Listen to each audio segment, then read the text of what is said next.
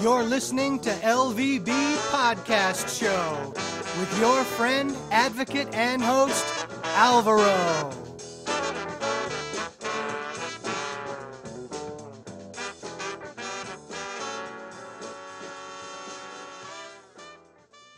Hi and welcome to LVB Show. My name is Alvaro and I'm very happy to be with you tonight. Before I introduce our guests, I want to say thank you so much to everyone listening from the United States, from Canada, from Australia, from New Zealand, from Asia, from Africa, from Europe. We have many listeners also in Latin America. And this interview is very funny for our listeners because when I contact this person, I thought it was a guy, and it's not because I didn't know the name is Riley Rose.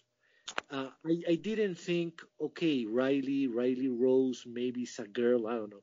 So basically, just now I found out it's a girl. So this is exciting. A girl that plays games, and not in the in the other sense of the English word, but in the good sense of playing games for the visually impaired and blind. So Riley, thank you so much for being with us tonight. Well, thank you very much for having me. I appreciate it. My pleasure, Riley. So what can you tell us about your life? Well, I was born light perception blind, so all I see is light and dark. I have optic nerve hypoplasia. I also have nystagmatism, and I recently found out about 6 or so years ago that I developed a condition called keratoconus, which is a thinning of your cornea. So your cornea is basically shaped like a cone in your eye. And my doctor said this year when they did my test for leader dogs, he said, "Oh my God," he goes, "this is the worst case I've ever seen." He says, "I've only seen 12 cases of this in my 35 years of training." He says, "And I've never seen it this bad." He actually had to call a cornea specialist because he was afraid for me. He was afraid it was going to protrude or something, but it wasn't. So he was just really concerned about that. Now, Riley, I want to know, how do you feel about all of this going on in your eyes? Well, it doesn't bother me. Since I've been born this way, it doesn't affect me too much. You know, I enjoy who I am. I enjoy being the way I am. And, you know, a lot of people are like, "Oh man, I feel so bad for you." Why? You know, I'm happy the way I am. I don't need, I don't need the pity party because I'm happy being the way I am. And, you know, it's fun because, I mean, there's a lot of things. This right now is the best time in the world to be blind or visually impaired because we have so much tech now. We have a lot more than we did way back then. So, I mean, right now is the best time in the world for tech and everything like that. Okay, Riley, I totally agree with all you said. And I would like to go into tech. What kind of technology do you use in your daily life? Well, mainly right now I just have an iPhone and an iPad, but I will get on a PC and play games that I use. But it was funny because I used Braille all my life. I was taught Braille when I was 2 years old. Was given O&M training at 5 years old, which a lot of people are like, "Wow, you are so blessed," because a lot of people weren't given that at that age. Yeah.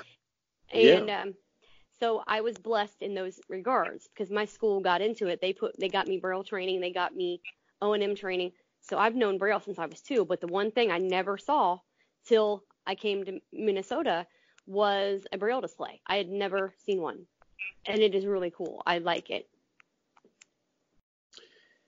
If you can explain a little bit, how does that work? Basically, you hook it up to your phone or, a device, and it will basically type it in Braille, and then some of the devices will read it to you. You can even use Braille displays with some audio games. They work with those. You have different commands that you use, kind of like a Braille and Speak did, but it's more advanced than a Braille and Speak ever was. Riley, any commission for the blind or organization supporting the blind helps you buy those devices? Some of them can, yes, if there is a need for it. If you have a need for one, like if you're going to college or you're going into a career, yes, they would. Now, you were telling me before that you live now in Minnesota. Can you tell us about Minnesota? How it is like that? Well, it's basically if you don't like snow, you won't like Minnesota because in the wintertime it's going to be very cold, very snowy, very icy. There's going to be a lot of snow and ice. And it gets below zero. It gets majorly sub-zero with winds, high winds, temps. It's pretty cold. I mean, right now it's only, I think, like 9 degrees with a wind chill. So, yeah, it's pretty nippy outside. Now, those 9 degrees are Celsius or Fahrenheit? Fahrenheit. Oh, wow. Okay. Mm-hmm. That's powerful for our listeners. Now, Riley, tell us what iPhone do you have? Right now, this one in my hand is a 6 Plus, but I also have the 10s Max. So I have both of them. Oh, you have both? Mm-hmm. I have a personal line That's and a business nice. line, basically. Oh, okay. And how is the 10x? I always get confused. 10, I think it's 10s Max. 10s. Yep. Okay. How good is that one? Do you like? I mean, the sensitivity of the screen versus the 6 Plus, because I have the 6 Plus myself. It's pretty different, right? It's like more sensible with your fingers and everything. Oh, yeah, it definitely is. And boy, is it bright. You accidentally hit that flashlight, you're going to get blinded. And I mean that figuratively and literally, but ooh, it's bright. That flashlight I don't know if you know anybody or any of your listeners know anybody that coon hunts, but have them shine one of their coon lights in your eyes. That's the 10X Max's flashlight. It's like shining a coon light in your eyes if you're going out coon hunting. Man, it's bright. Oh, wow. But And Face ID is easy. Once you get it down, it's pretty easy to do. It's no big deal. really?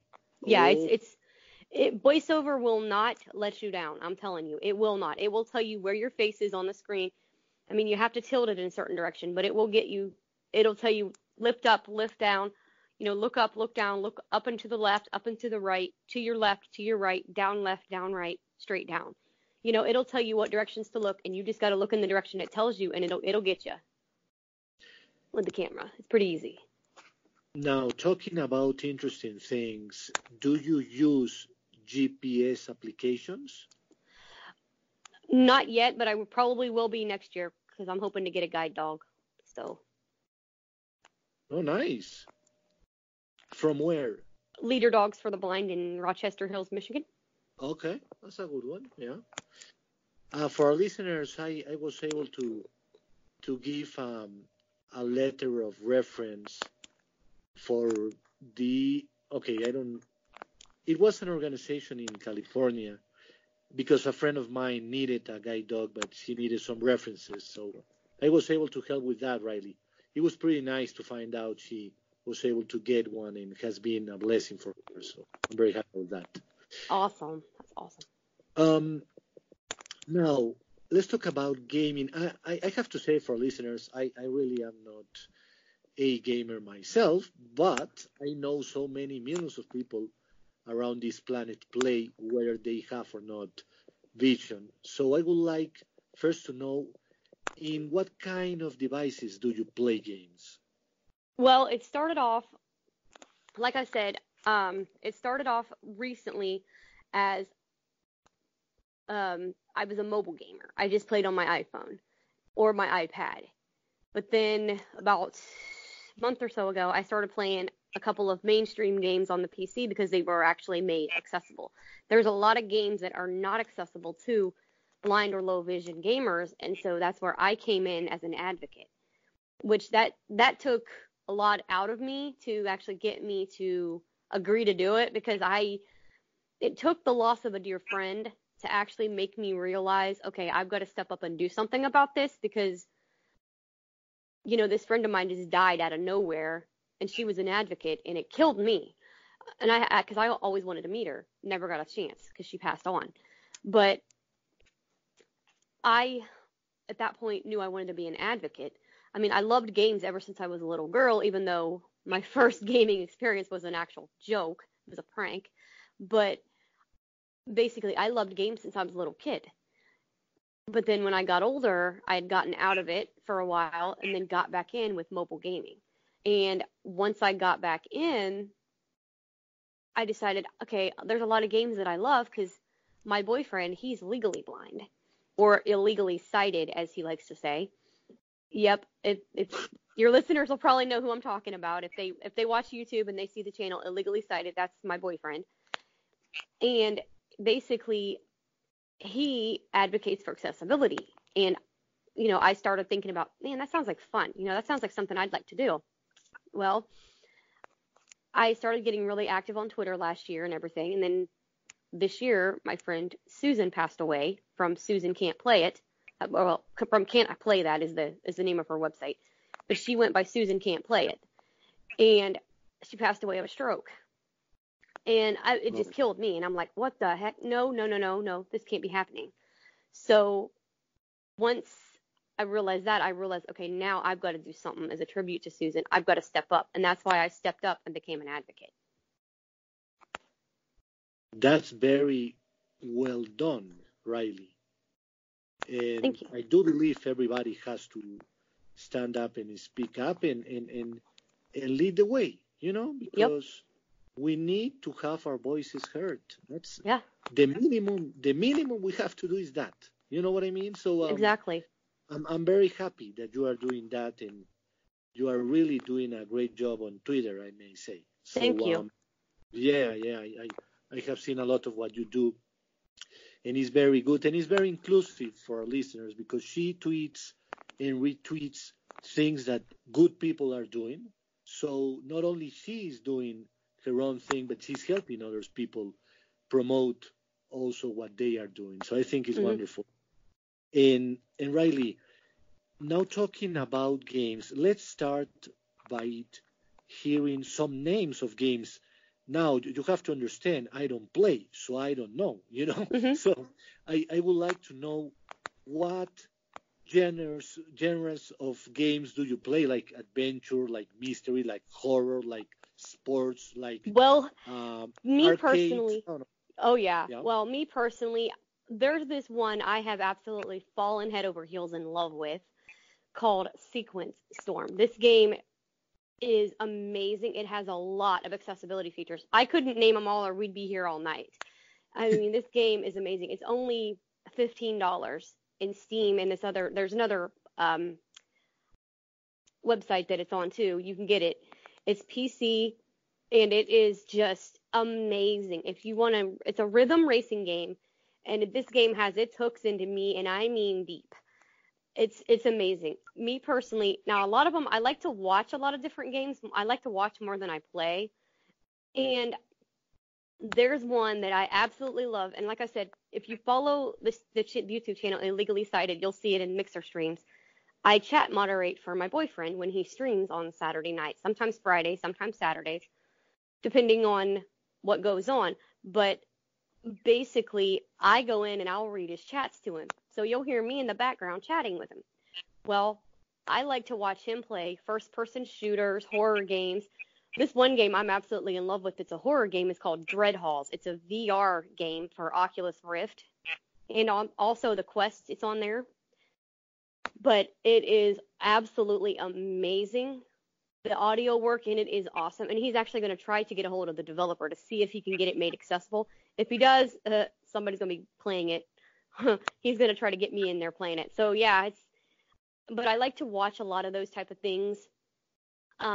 Other games I play a lot of fighting games. I just recently started getting into Skullgirls, which has full screen reader narration.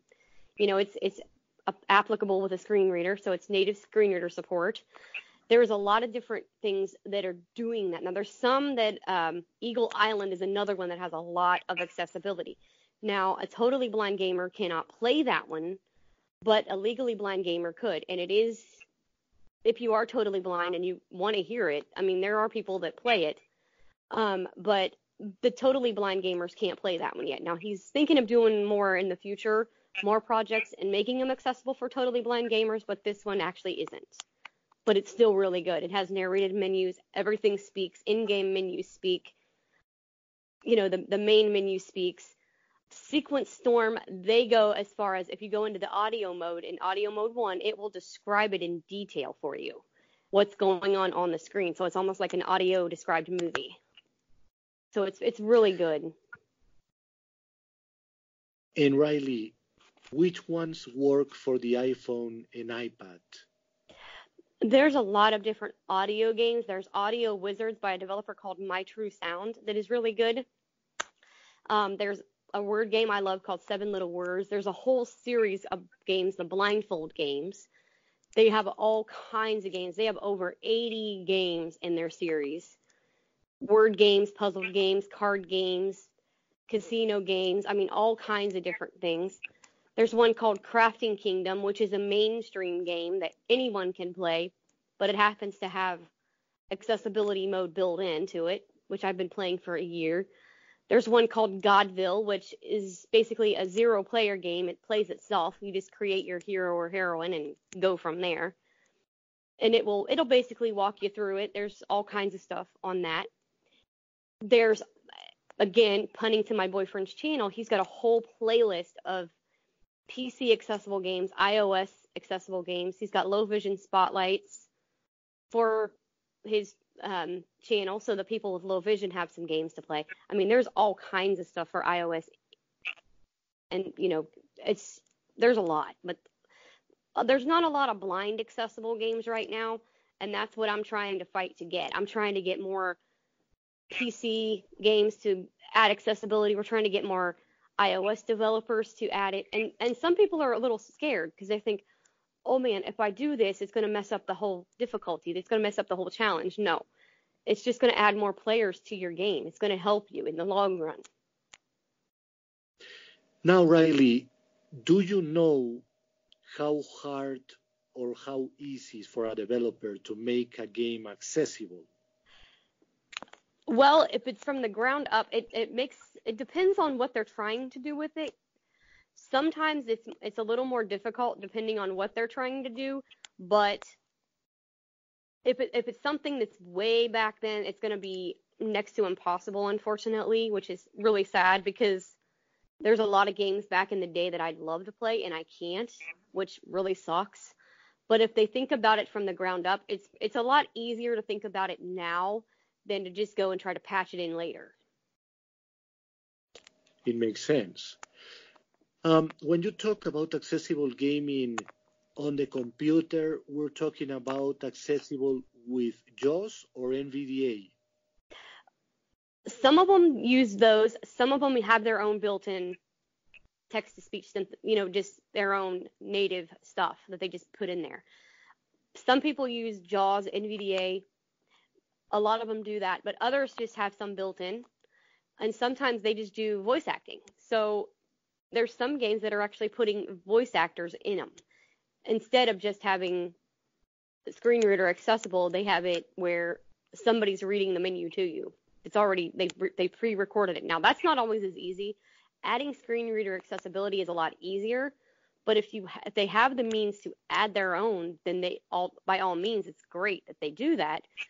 But if they don't have that kind of money to put into that, they could always use just TTS, which is text-to-speech, and add it to it, add that capability where the screen reader can be patched right into it and read it. Now, Riley, I have a question regarding women playing games. Are there many women in the blind community playing games? There's a few. I haven't seen a lot of them. I don't know a lot of them, but I'm sure there are. They don't always show it because this is a male-dominated, basically, field.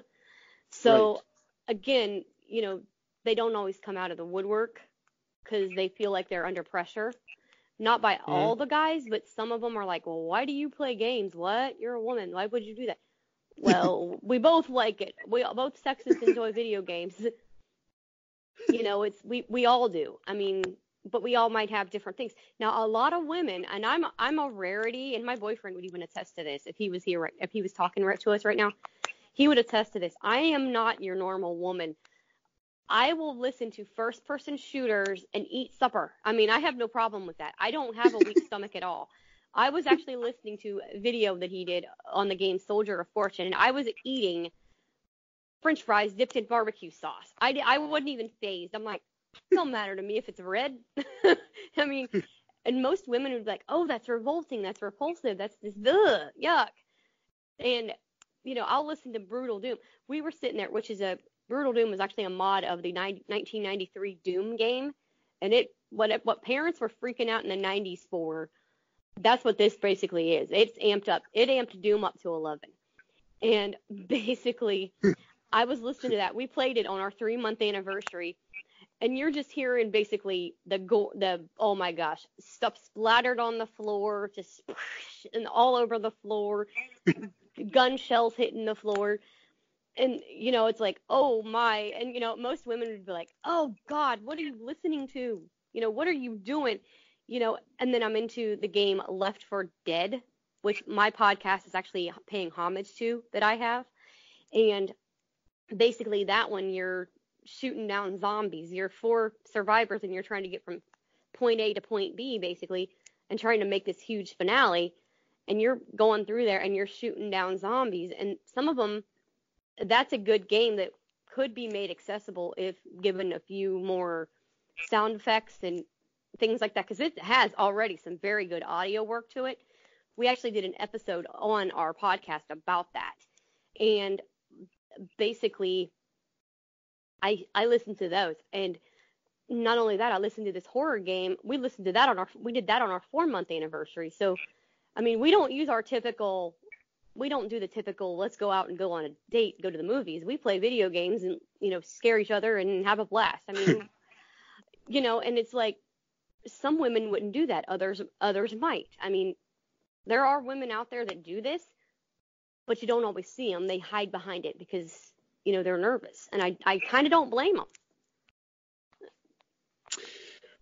Now, Riley, I would like to know, what do you enjoy about gaming? Why would you recommend trying gaming for people who are visually impaired or totally blind? Well, it's fun because it's relaxing. You could have a bad day and you just want to just sit down and relax. It helps you to do that. There's all kinds of different things you can do. You meet a lot of good friends that way. I mean, I've met a lot of my best friends because I'm back into gaming again. Because like I said, before I wasn't in it for a while. After the prank my brothers pulled on me as a teenager, being blind, because they're all sighted. But basically now I've made so many friends in this field. I've made friends with developers, for goodness sakes. I mean, being an advocate, if there's something that you feel strongly about, I highly suggest go out there and try to make it happen. If there's something that sighted people do that blind people can't, or that you think they can't, like, let's say you want to be a singer or something. Well, look at Ronnie Millsap, look at Stevie Wonder, look at Ray Charles. I mean, they're all blind. You know, if there's something you feel strongly about, you know, that you want to advocate for, go for it. I mean, that's what I would say. I mean, always be encouraging to somebody. You know, if there's a sighted individual that's listening, encourage them. That's the biggest thing I can tell you. Support. I cannot preach that enough.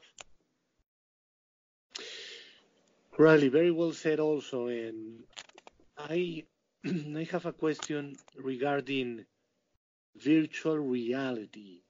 Mm-hmm. Can you tell us a little bit about that device I think it is from Google, if I'm not mistaken. How does that work related to video gaming? Well, Google's, I'm not exactly sure, because it's basically the Stadia, if that's what you're thinking. Is that the one you're talking about, the Stadia? A device that you said you use for virtual reality gaming. Oh, Oculus. Yeah.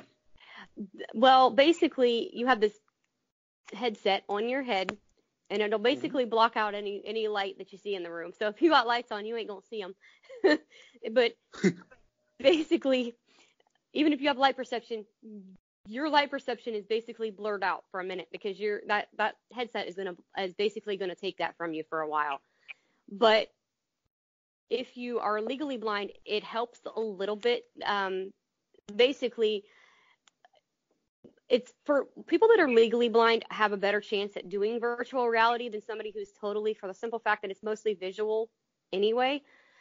There isn't a lot for a totally blind person to use virtual reality, but basically for a totally blind gamer that wants to know, it's basically you're surrounded. It's almost like 3D is the best way to describe it to you.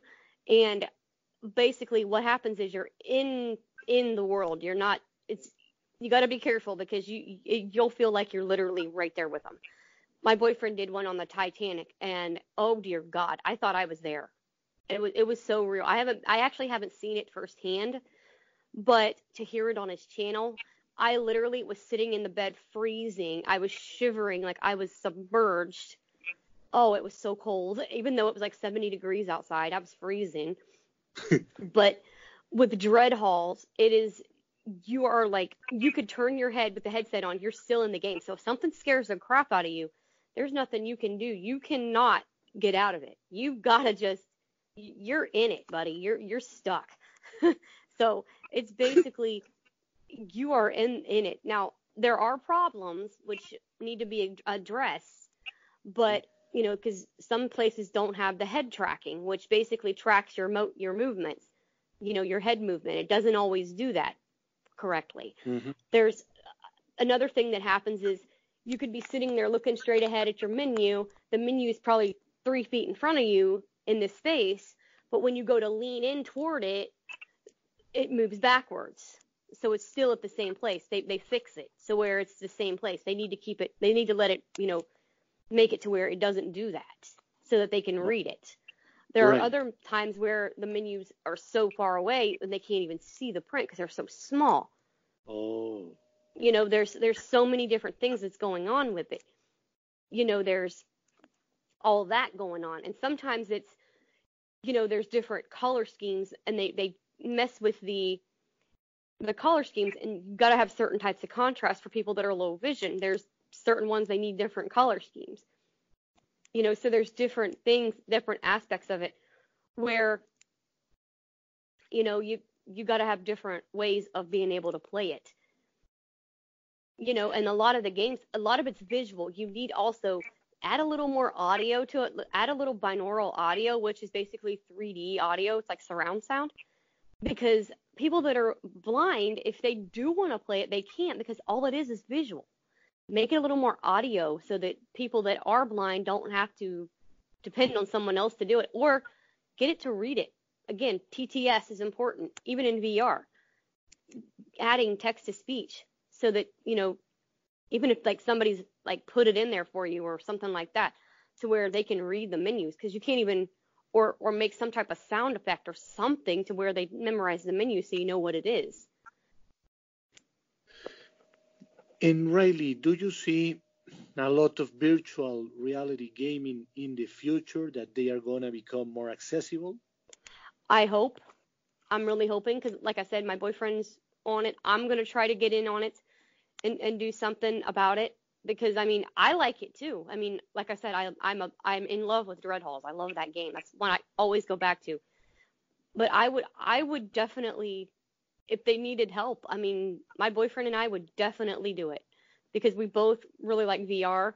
We love our gaming. We're into different things some of the times, but a lot of the times we're into the same stuff. So, we are happy to help out developers, testing things, advocating, we do that type of stuff. If a developer wanted to reach out to me right now, if a developer heard your podcast, wanted to reach out to me, I would gladly assist them if they needed it, if they had any questions or anything. How nice. And I wonder, when it comes to augmented reality, does that help us play games? That I'm not exactly sure, because I've never checked into that one yet. I'm thinking about that as well, because that would be kind of cool as well. If they use binaural, I think binaural audio is a big thing that should be addressed because that is a big thing nowadays. Is you definitely need that type of stuff because, like I said, it's around your head. It's completely around you, and it will basically immerse you. And that's what needs to be done. There's a company right now, Pitch Black, a dusk-like story. They are amazing. I interviewed the developer last weekend, and I tell you what, it was a great interview. Well, basically, it'll be 2 weeks ago this Sunday, I interviewed him. But it was a great, great thing. And they've only got a few days left for their Kickstarter program.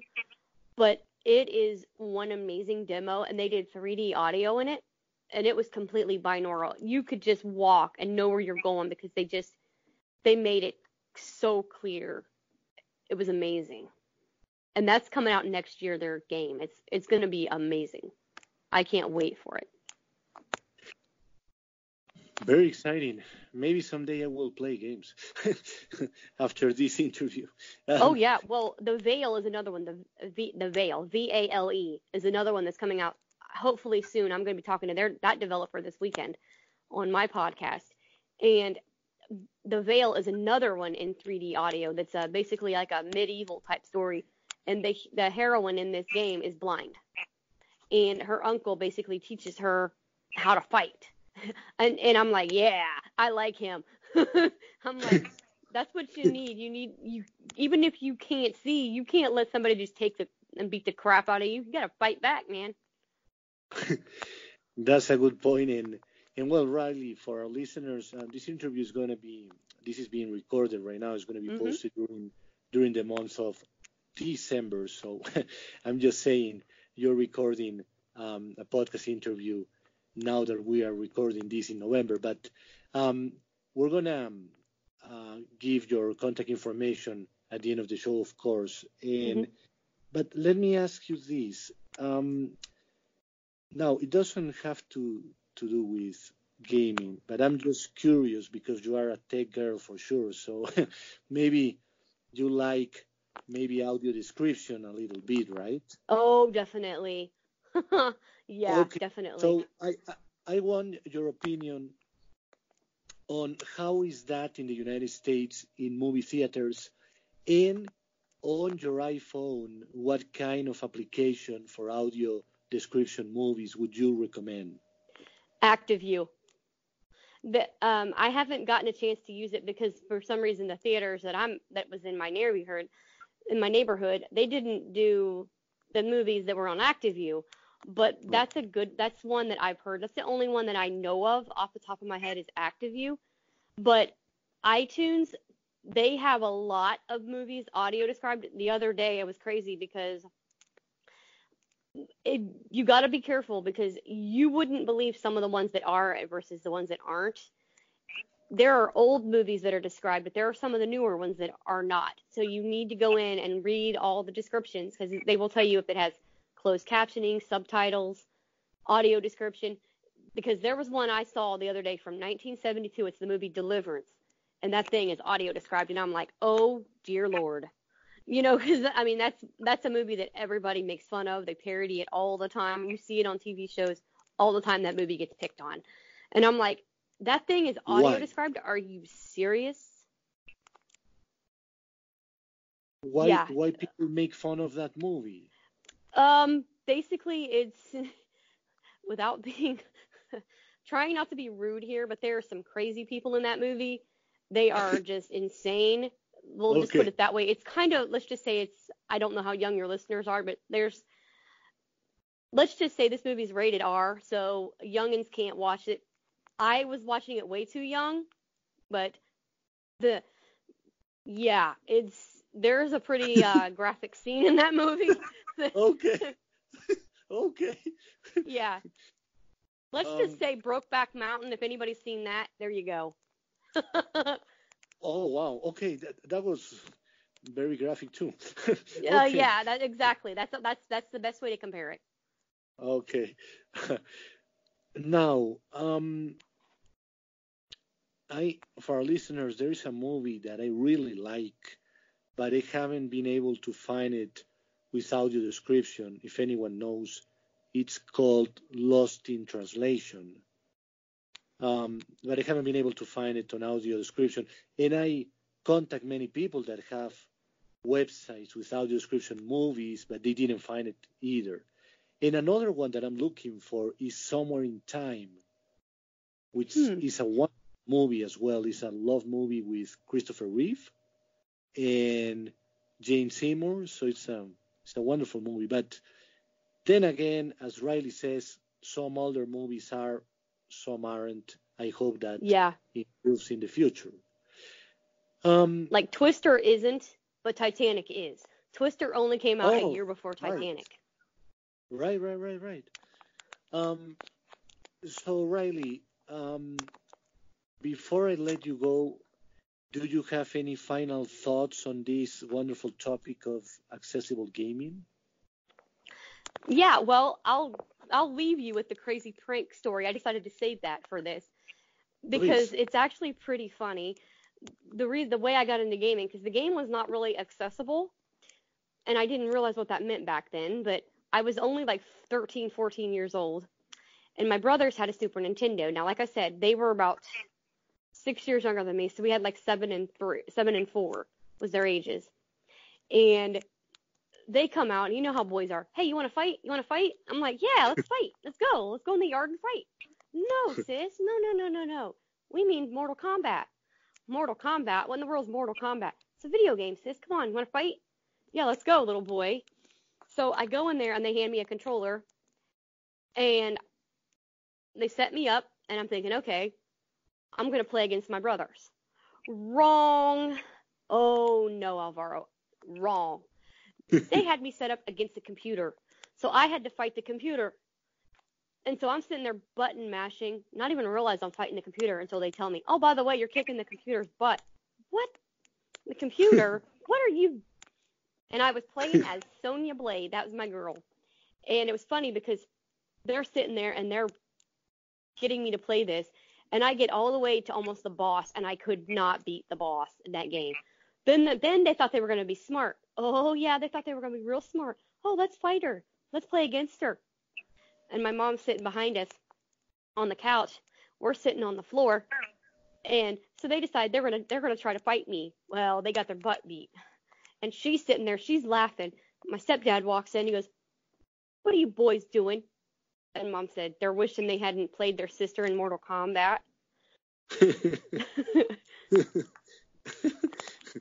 That's a good one, and I bet you are better than most of the guys. I bet that. Oh, I beat them. I kicked their butts, and they did not like that too well. I mean, even a few years ago, my former roommate, Trisha, God rest her soul, today's her birthday, but she passed away about 4 years ago, and me and her used to play Smash Brothers. We played Super Smash Brothers. Well, I kicked her butt. Now, mind you, I had never played Super Smash Brothers, but I beat her. And she was so mad. She's like, darn it, I'm playing this, and I'm getting my butt kicked by you. And that game is definitely not accessible. But I beat her in that game so bad. Oh, Riley, something that comes to mind. Mm-hmm. Do you like the new platforms for gaming, and are they accessible like the Google one? I do believe Apple is coming with one as well. How is that going? Well, Apple does have an arcade thing in there. I haven't looked into that yet because a lot of the games are not accessible on there. Now, my boyfriend might be checking it out. I'm not sure how he's going to do it, but basically a lot of the games aren't really blind accessible, so I just go and find apps that are. Like I said, I gave several descriptions earlier of some that are. Some PC ones that I would recommend, because there's a lot of PC ones. Like I said, there's a whole playlist on his channel. There's Swamp. There's The Great Toy Robbery, which is one by Liam Irvin. There's Super Egg Hunt, Super Liam, Judgment Day, A Hero's Call, A Blind Legend. There's so many games.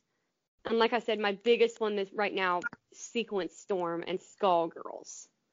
Oh my word, those two. Skullgirls literally wore me the heck out. My stream was only like 47 minutes yesterday. I'm literally out of breath, dripping. Oh my gosh, I was sweating, trying to beat this stupid robot that would not go away. And most of the time, you play a fighting game, and these stupid things will go. Once you beat them, they go away and they stay gone. No, not in Skullgirls.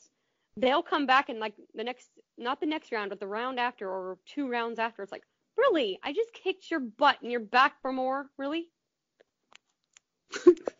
And Riley, some more things always come to mind when I do an interview. But that's what I like about that is very spontaneous, you know? Mm-hmm. Oh, yeah. Do you like horror movies? Oh, yeah. I watch some horror movies. Okay, so how many are audio described? Because if not, it's gonna ruin it for us, you know? That I don't know, because a lot of them I've watched aren't. So I would have to actually look up some and let you know, because I haven't actually looked into getting any horror movies. I've seen a lot of them, but most of them, my family did not like doing audio description, and they tried to keep up with this one recently called San Andreas. It came out like in 2015 with The Rock in it, and that movie has so much action, but a totally blind person would be absolutely freaking lost, because it's basically about earthquakes, and there is so much action going on. Well, I went in just for fun, and I noticed, oh my goodness, it is audio described. Yes, I'm buying it. And so, San Andreas, if you guys want to see it, it is audio described, and it is really good. I recommend that one wholeheartedly. Riley, for our listeners, my favorite horror movie of all time, it's audio described. And I haven't seen it because I saw it many, many years ago when I had a normal sight. But right now, I'm excited to watch it again with audio description. It's called The Shining. Oh, I loved that movie. Oh, me too. Me too. That's a guy. I love Stephen King movies. Have you seen Misery? Oh, Misery is great. I haven't seen it with audio description, but I really like it. Oh, it's got audio description too? Oh, it does. Oh, sweet. It's incredible, Riley, how audio description is helping us so much. And I say for our listeners, I wanna interview a company that does audio description. I think I have one in mind. I have the name written somewhere because I think it's an art form. It's not so easy to audio describe a movie. Let me give you an example for our listeners. I saw Terminator the other day with audio description done in Spanish. It was really bad. Because what happened was when Arnold Schwarzenegger was fighting with someone, the guy would say, now the two guys are fighting. Like, who's who? You know what I mean? So they are fighting, and I was like, yeah, but who's winning or how, you know? So it was not very well done. So it's not so easy. I think it's going to become even more professional with time. But it's not as easy as people think. It's not like just describe what you see. No. You have to put some emotion to it, and you have to be smart, Riley, because sometimes you have a scene where you don't have to describe everything, and if you do, you cut everything. You know, you forget that the passion that is in the scene, you don't get it. You know, exactly. The intensity that is happening, you got it, and it has happened in some movies, and it's very annoying. Yeah. And San Andreas is one of them, Alvaro. I tell you, this movie is so graphic, and there's so much going on. And my family was trying to do it. Now, if you're not good at it, if you're not professional at it, and you're trying to do it for a family, that's wonderful that you try, that you attempt. But man, to actually hear somebody do that, I let my family hear just a snippet of one of the really graphic scenes, and they're sitting there just dropped. Their mouth just, how the heck did he just do that? I mean, because that movie goes so fast. That's the problem with some movies, with action movies, sometimes I'm like, maybe, so. But, I'm really excited about watching The Joker when it's audio described because that movie has to be interesting. Oh, definitely, definitely. And like I said, Titanic. Oh dear God, I had seen that movie one time when I was like 13 years old. Well, earlier this year I'd bought it, and I had never seen it audio described. And somebody told me, beware, you're sensitive. There was a lot of stuff you missed in the original when you just watched it, but when you hear it audio described, warning, waterworks are going to go. Sure enough, I bawled so hard, and the description, oh man, I stood up, and it actually, hearing all the description and hearing it on headphones, because normally a movie does not faze me that bad when it comes to motion sick, but that one did, because it was like the ship was bouncing all over the place and going up and down and around and around, and it was making me seasick. And they were describing this in detail, and I'm like, oh. You were feeling it. Huh? I was feeling it. They did a great job, the person that described that movie, and I'm like, ooh. And then, like I said, the movie Deliverance is graphic as heck, and I found out it's $9. I'm honestly tempted to get it just to see it, because just for the simple fact that I'd seen it when I was young, which I shouldn't have seen it at the age that I seen it, but yeah. But I have honestly thought of getting it just to see how they describe certain things in that movie. And I'm like, but yet it scares the living daylights out of me. Yeah, it's you get what you're paying for. I mean, if you don't like graphics, if you're blind and you don't want the graphics, you don't want audio description, because sometimes they will tell you in no uncertain terms what's going on, and sometimes it can get a little gory.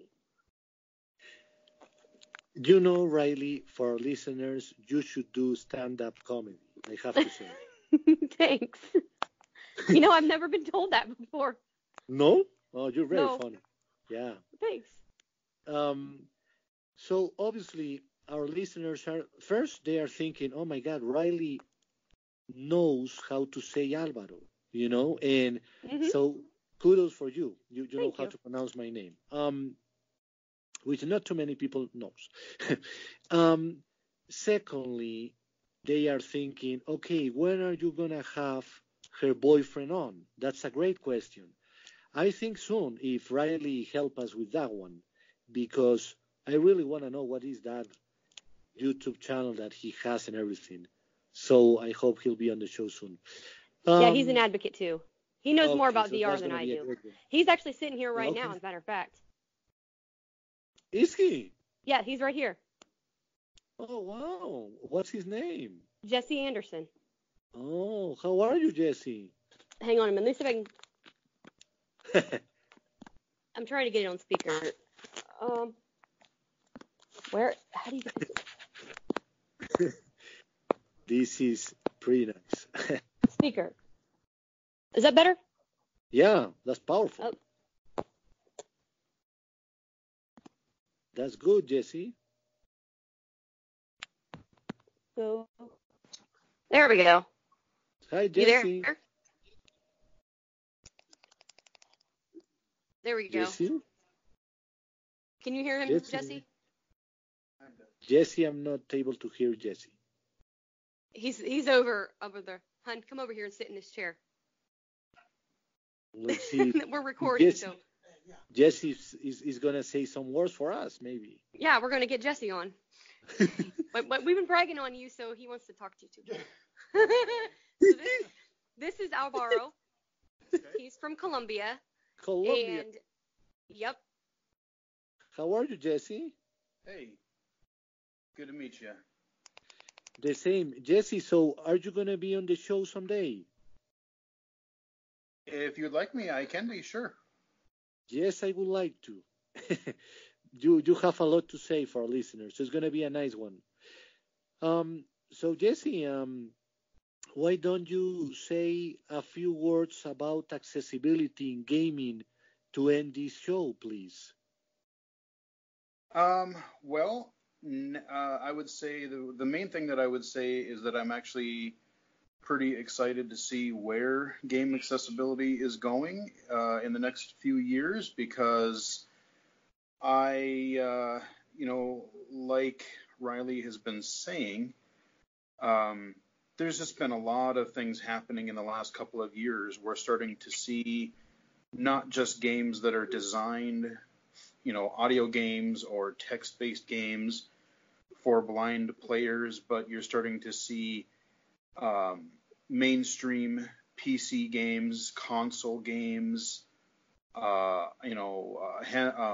mobile games that anybody can play, things like Eagle Island, Sequence Storm, but then you even have things like, they're not fully playable by blind users just yet, but, you're starting to see things like narrated menus in things like The Division 2, Madden, Crackdown 3, Gears of War 5. I can't even remember, but they're starting to add more of those features. And while it's not the whole thing yet, my major thing, I like to play a lot of games like, Fallout, Elder Scrolls, The Outer Worlds just came out a couple of weeks ago, Borderlands. The thing about those is that they're fun, but there's a lot of tiny text in them, and you're comparing weapons and reading skill trees and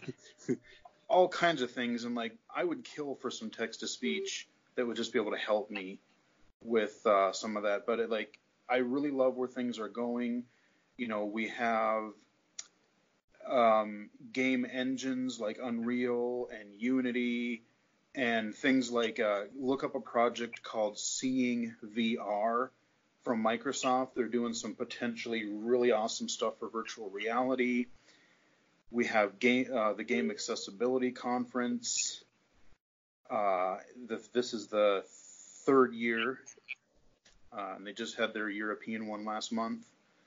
So developers are starting to take notice, and we're starting to see some kind of neat things. So like I said, I'm cautiously optimistic, but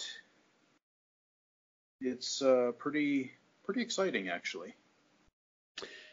Wow, that's great. And Jesse, so we're gonna coordinate to be able to make that talk happen, because I want to do a kind of a different show for our listeners.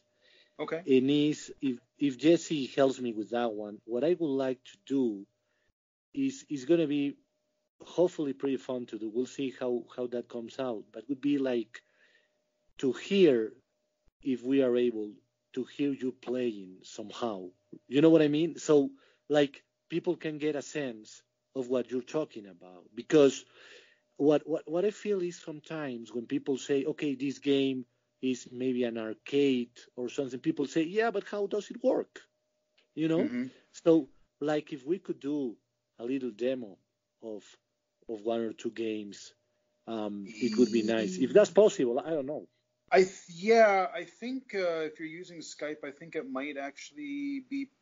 I'd have to think on that, how that would work. Jesse, let me give you an example, Jesse. What's that? Let me give you an example of how it could work maybe for our listeners. Mm-hmm.